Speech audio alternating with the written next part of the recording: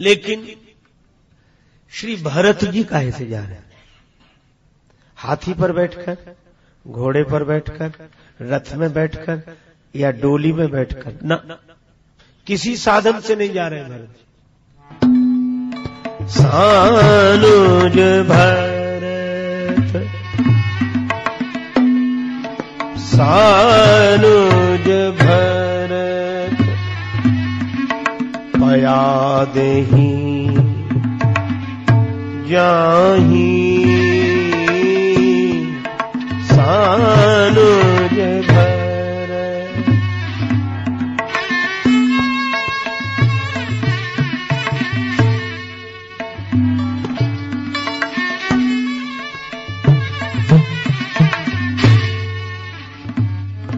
बनसिया राम समुझी मन माही, बनसिया राम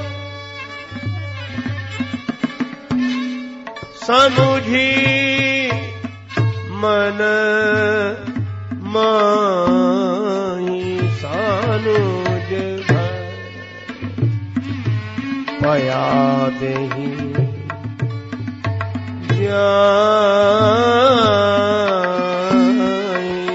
सानुज। भरत जी पैदल जा रहे हैं, न हाथी पर बैठे, न घोड़े पर बैठे, न रथ में बैठे, न डोली में, पैदल। अच्छा, ये पैदल चलने वाले कौन है?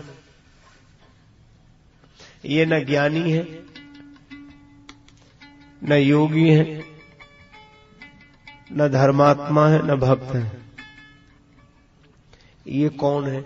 अच्छा, जब व्यक्ति दो पैदल चलेगा तो दो पांव से ही तो चलेगा। एक पांव आगे, एक पांव पीछे, फिर ये पांव आगे, वो पीछे। ये दो पांव से चलने वाले लोग पैदल हैं, पैदल चलने वाले। और मुझे लगता है कि अगर जीवन में ज्ञान की निष्ठा धारण न कर सकें, योगी न हो सकें, भक्त न हो सकें, धर्मात्मा न हो सकें, तो कोई चिंता मत करो। ये दो पांव से ही चलो, अर्थात दो पद से चलो। और दो पद का अर्थ है श्री राम नाम के दो अक्षर, इन्हीं के सहारे चलो। रेमन तू दो अक्षर पढ़ ले, दो अक्षर के राम नाम से जीवन अपना गढ़ ले। बस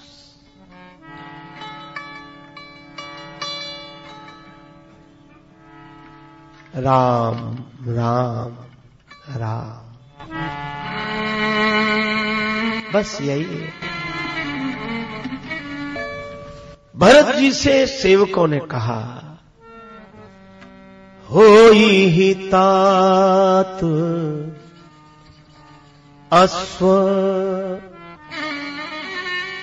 अस्वरा,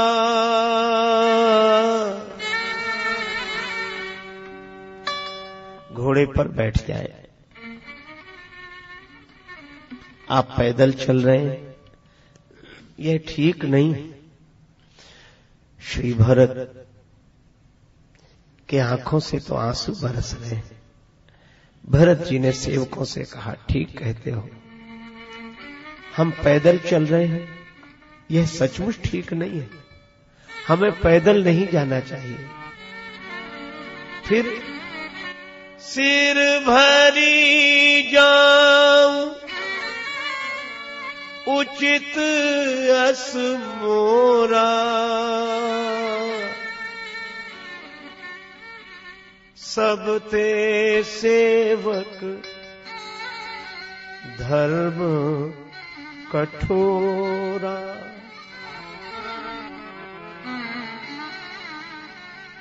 राम पया देहि पाए सिधाए, हम कहाँ रथ गज गज बाजे बनाए। बैठी अश्व पर जाऊं मैं, पैदल गे रघुनाथ।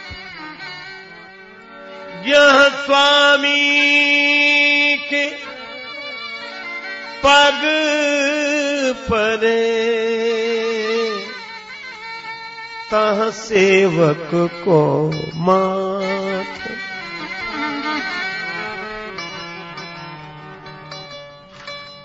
भरत जी कहते हैं श्री राम, माता जानकी, लक्ष्मण भैया के संग इसी मार्ग से पैदल पैदल गए हैं।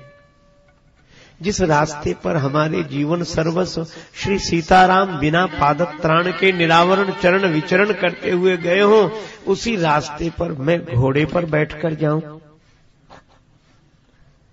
क्या यही भक्त का लक्षण है? यही सेवक का व्यवहार होना चाहिए? सबते सेवक धर्म कठोरा। सेवक का धर्म सबसे अधिक कठोर है। सेवक सुख चाहे, सेवक और सुख चाहे संभव नहीं है, क्योंकि सेवक सुख देने के लिए होता है, सुख लेने के लिए नहीं। बहुत बार सेवक लोग शिकायत करते हैं, जब से इनकी सेवा में बड़े परेशान, थोड़ा भी आराम भी नहीं मिलता। तो हमने कहा फिर आए काहे को थे, घर में कर दे आराम। हाँ, एक बात है, सेवक को आराम भले ही न मिले, पर उसकी तपस्या बेकार नहीं जाती। उसे आराम न मिले पर राम मिल जाते हैं।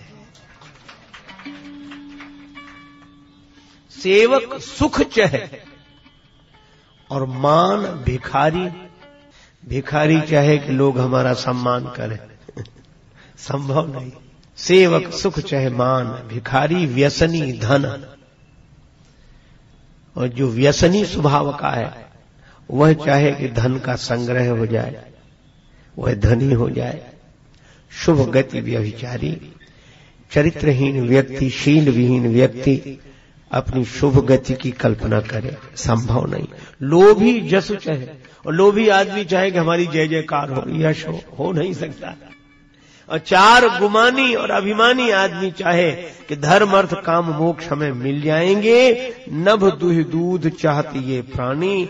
ये लोग ऐसे समझो जैसे कोई आकाश को निचोड़कर दूध पीना चाहता हो, संभव नहीं है। सेवक सुख। भरत जी कहते हैं सिर भर जाऊं उचित असमोरा।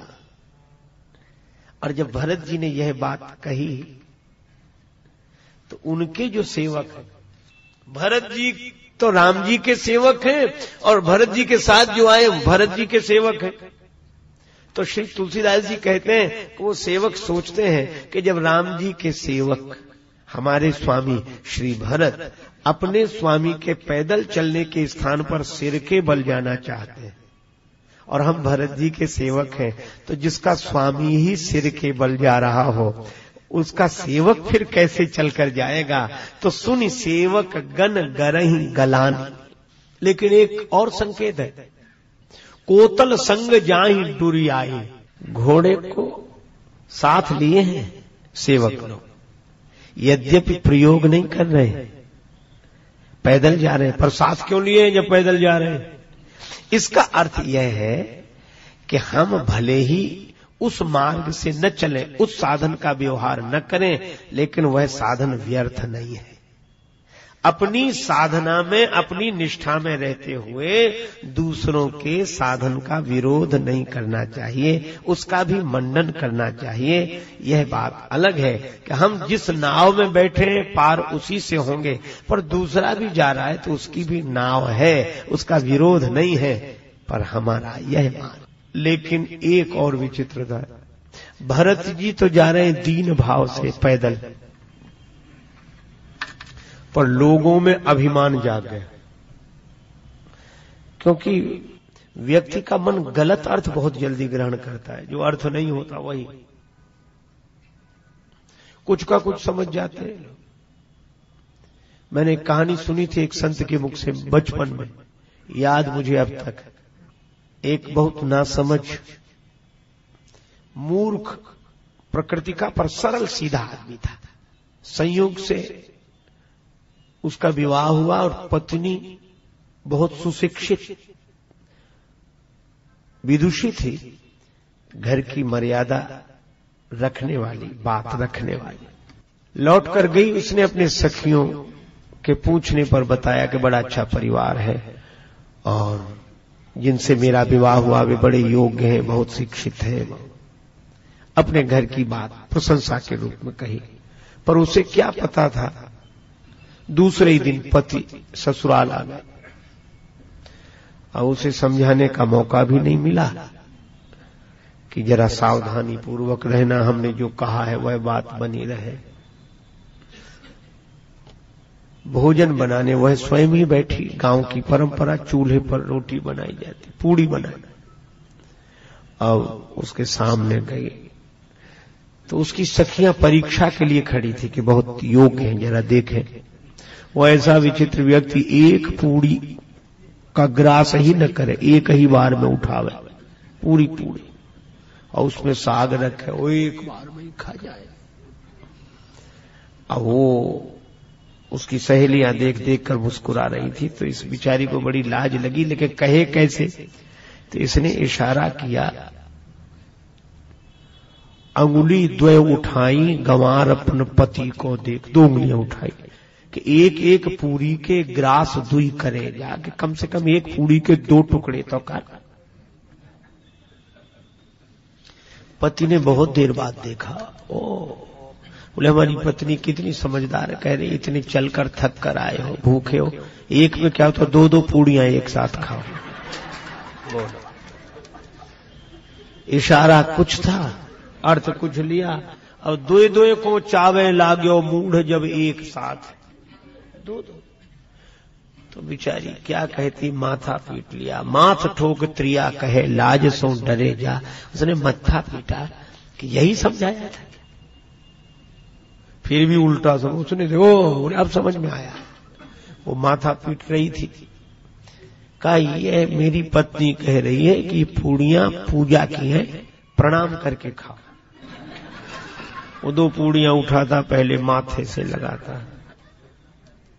पतिदेव समझे कि पावे के प्रथम इन पूजनीय पूरन को शीश पे धरे जा। और जब ऐसा हुआ तो पत्नी चूल्हे से ही बोली, संकेत उधर था। बोल उठी रोष भरी चूल्हे से चतुर नारी कि जैसो जरे आयो प्रथम वैसो ही जरे जा। रे चूल्हे, इससे तो तू पहले जैसा जल रहा था वैसा ही जलता चल। अर्थात एक ही एक पूरी ठीक थी, ये समझाना तो और बेकार हुआ, संदेशा गलत चला गया। तो कई बार संदेश गलत चला जाता है। भरत जी दीनता के कारण पैदल चल रहे हैं, भरत जी राम नाम का सहारा लेकर पैदल चल रहे हैं, लेकिन लोगों ने सोचा वाह जब ये चल सकते हैं तो हम क्यों नहीं चल सकते, ये चल सकते हैं तो हम क्यों नहीं चल सकते। सबने सवारियां छोड़ दी, हाथी छोड़ दिया, डोली छोड़ दी, रथ छोड़ दिया, घोड़े छोड़ दिए, सब पैदल पैदल चलने लगे। गतान गति को लोका। अब सभी अगर एक दूसरे का इस तरह अनुसरण करेंगे तो यह ठीक नहीं है। क्यों? सभी मार्ग सबके लिए ठीक नहीं होते। जैसे एक बार एक सज्जन वैद्य के पास गए कि हमें बुखार की दवा दे दो और सिर दर्द की दे दो। तो उन्होंने कहा तुम्हें है बुखार, सिर दर्द? तो बोले हमें नहीं। फिर बोले हमारे मित्र हैं। बोले वो कहां है? बोले घर में। बोले उन्हीं को ले आना। तो कहा कि आप दवा क्यों नहीं दे रहे? हम बता तो ना बुखार है, सिर दर्द। वैद्य ने कहा कि हम मर्ज की नहीं मरीज की दवा देते हैं। अब बुखार तो है पर उसकी प्रकृति कैसी है, नाड़ी देखेंगे किस कारण से है। इसी तरह सभी साधनाएं सभी के लिए ठीक नहीं है, वह व्यक्ति के मन की बनावट पर निर्भर करती है, प्रवृत्ति पर निर्भर करती है। अब कोई दूसरे को देखकर पैदल चलने लगे, साधनाएं छोड़ दे, वो ऐसे समझो कि जैसे कई आदमियों की आदत होती है, अभ्यास होता है कि वो तालाब में तैरते हैं तो ऐसे सो जाते हैं जैसे पलंग पर सो रहे हो, बिना हाथ पांव हिलाए पड़े रहते। वो एक बहुत दिन तैरने के बाद ऐसा अभ्यास हो जाता है, बहुतों को है। और कोई पहले ही दिन तालाब में जाए और कहे कि इसमें बड़ा आराम से पड़े रहो, कुछ करना ही नहीं पड़ता, तो जल्दी डूबेगा कि नहीं? एक चेले से किसी ने पूछा कि क्यों भाई तुमने दीक्षा तो ले ली गुरुजी से, पर तुम पूजा नहीं करते? बोले हम नहीं करते। कहा क्यों? बोले ना हमारे गुरुजी करते ना हम करते। अरे गुरुजी जो नहीं करते हुए दिख रहे हैं उस सहज उत्तम दशा को प्राप्त हो, ये बहुत दिन कुछ करने का ही फल है, और कोई पहले ही दिन से ये सोच है। भरत जी को पैदल चलते देखकर सब पैदल चलने लगे। तब कौशल्या माता ने जाई समीप राखी निज डोली,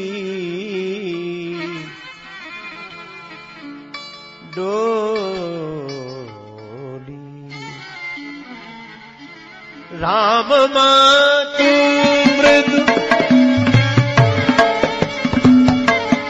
राम मातु मृदु बनी बोली, जाए समीप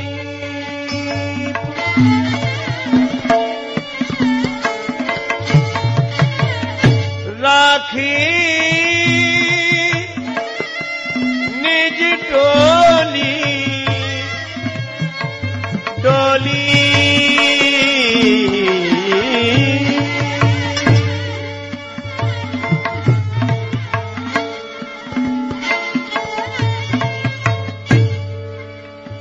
रागी निज डोली, जाए समीप, जाए समीप, जाए समीप।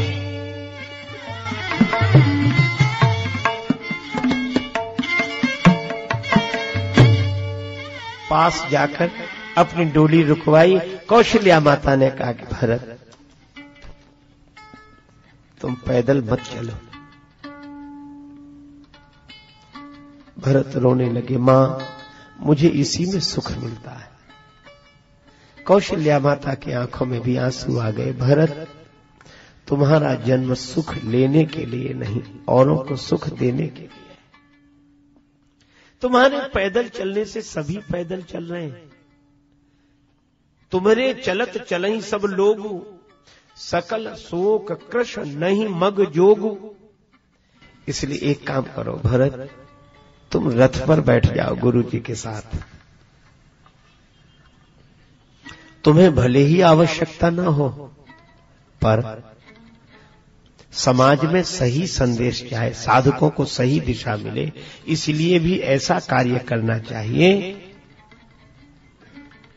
यह महापुरुष का आचरण है। भगवान श्री कृष्ण कहते हैं कि मेरा कोई कर्तव्य नहीं है, पर लोक संग्रह के लिए मैं कर्म करता हूं। एक महात्मा थे, आत्मज्ञानी संत, सदा ब्रह्म भाव में रहते। एक बार पैदल पैदल कहीं जा रहे थे, उनके साथ उनका एक शिष्य था। रास्ते में पीपल वृक्ष दिखाई दिया। महात्मा दाईं ओर से परिक्रमा करते हैं, प्रणाम किया पीपल वृक्ष को। साथ में जो था बोले, महाराज आप इतने ऊंचे ब्रह्म भाव में रहने वाले, आपको भी अभी ये पीपल को प्रणाम करने की जरूरत है। आपको क्या जरूरत है जो इसे प्रणाम कर रहे हो? महात्मा मुस्कुराए, बोले ये मैं अपने लिए नहीं तुम्हारे लिए कर रहा हूं। हमें तो जरूरत नहीं है, लेकिन अगर मैं नहीं करूंगा तो तुम्हें सहारा मिल जाएगा। कि कोई नहीं करते, बड़े बड़े महात्मा नहीं करते, हम काहे करें। इसलिए महात्माओं को आवश्यकता न होते हुए भी ऐसा आचरण करना होता है ताकि लोक शिक्षण हो सके। भरत तुम रथ पर बैठ जाओ। श्री भरत जी ने कोई विवाद नहीं किया। भक्त की एक ही पहचान है जो विवाद न करे। कोई विवाद नहीं, बैठ गए। लेकिन श्री भरत जी काहे से जा रहे हैं? हाथी पर